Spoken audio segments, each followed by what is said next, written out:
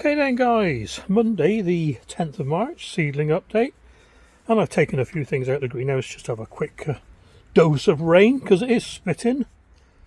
So we got, I got my crib sheet with me today because I keep forgetting what I've got. Right, the ones in the plugs, the chilies and peppers and aubergines. The aubergines are going to be potted on for the big plant sales, and the chilies are going to put the last lot on eBay, and that's it. Then they'll be potted on, ready for another plant sale.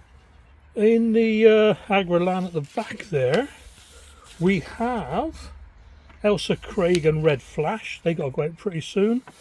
Same as these Tosca onions here. They're all right. They'll last a bit longer yet. I'll give them a week feed now and again as well. See, so it's not like they're getting starved of nutrition. Clancy potatoes in there. Those white spots, no, they're not germinating, but they're outside. No point keeping them too warm because they don't like to be too warm potatoes. Here's the leeks. Now the leeks are all up. 42 to 45. Below zero, Carroton, Musselburgh and Porbella. And when I say they're all up, well, it's kind of all up. Hang on, let's get the paper out of the way. See, I mean, I count that as germinating. It's the first one. And there's little ones here and there. You see? Yeah, so, yeah. I'll do. Right, in the greenhouse. Right, let's give Isaiah a quick spritz of Rutilizer Potato Mist. Oh, it's the last of this now, ain't got much left. Yeah, got to give him every advantage he can have. Gonna be a stiff competition this year. I brought some more chilies down from the upstairs Vitopod. They're getting overcrowded in there, but yes, you can see. Look at these. Let me get this blooming lid back on. God, I took it off all right with one hand. Right. Yeah, look at these lovely, stocky looking plants. Look at these. Gonna be careful now. A few of them are coming into bud. Look, so I've got to take those off. Yeah. What? I've rearranged the place again. I've got the Sunblaster T5s. They're up here on two of the shelves, and the next one along. Let's have a look. You see that one? There we are. Got those started up because things are moving apace here. So we got the rhubarb over there.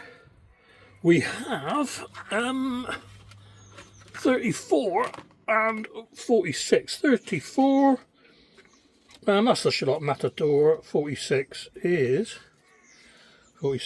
onion carmine. There we are. Just above them we got some taters chitting away. I've just checked those this morning actually, they're alright. Coming along nicely actually. And the carnivorous ones, I love these, I know I keep saying it. I reckon that's going to come into flowers soon, but I'll have to check if it's supposed to flower.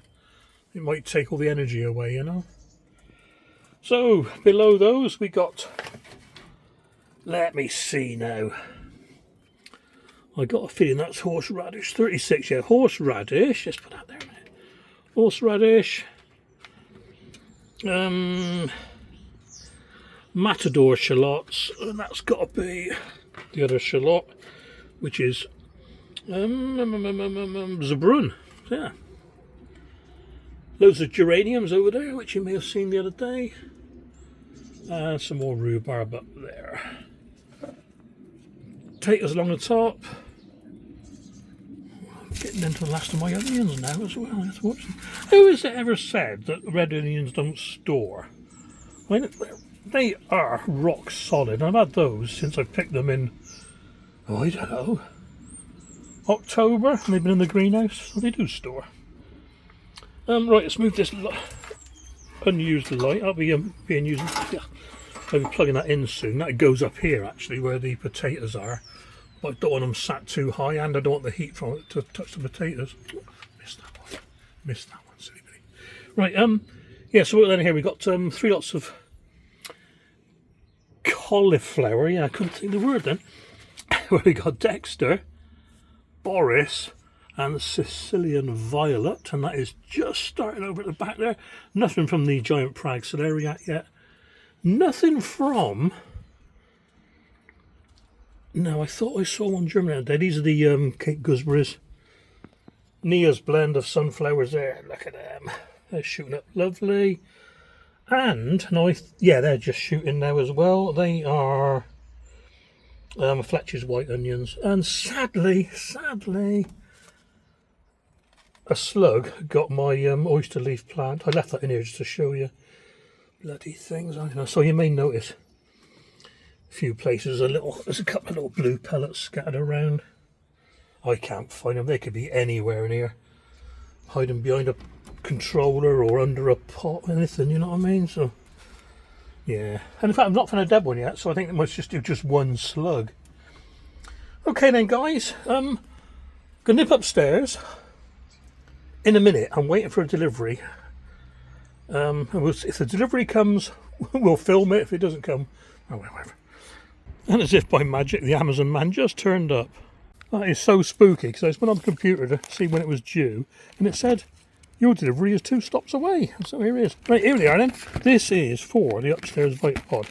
And I'll go and fit them and I'll show you why. Back in a bit. Okay, so a quick look in before I show you my modification. So everything's growing all right in here.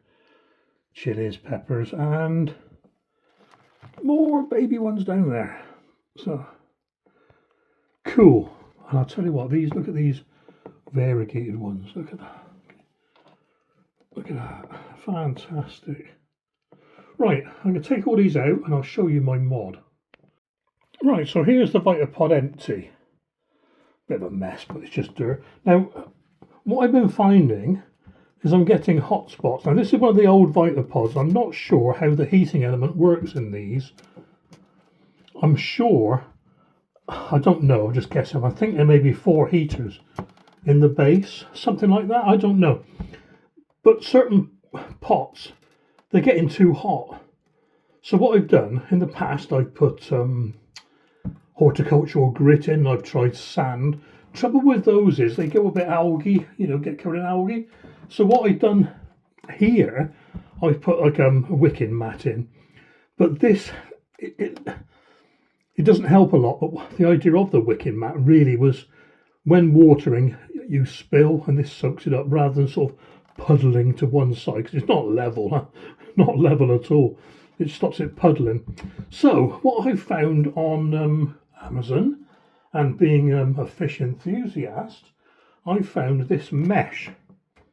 Now what this mesh is for, this mesh grid if you like, it's for either separating fish from one side of a tank to another or stuff like that, or you can grow marine corals on it, or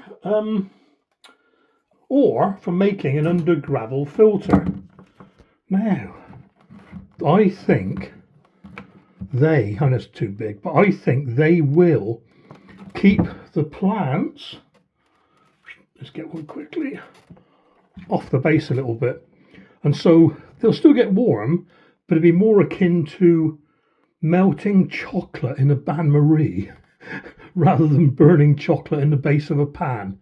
You know what I mean? So what I've done, they're easy to cut. So I've just cut them, and they got little little tags for joining them together. Look. So there's one, and I'll do the rest and back in a minute. So there we are. Impressed I am.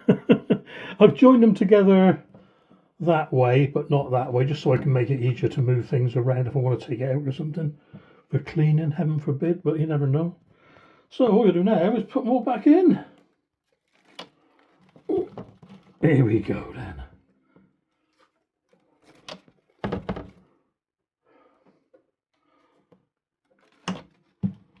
I think that looks quite good actually. I think that's going to work. Well, there we are, guys. These little things just seem to, please me. All right, catch you next video and next Monday for the seedling update. Look after yourselves. Take care.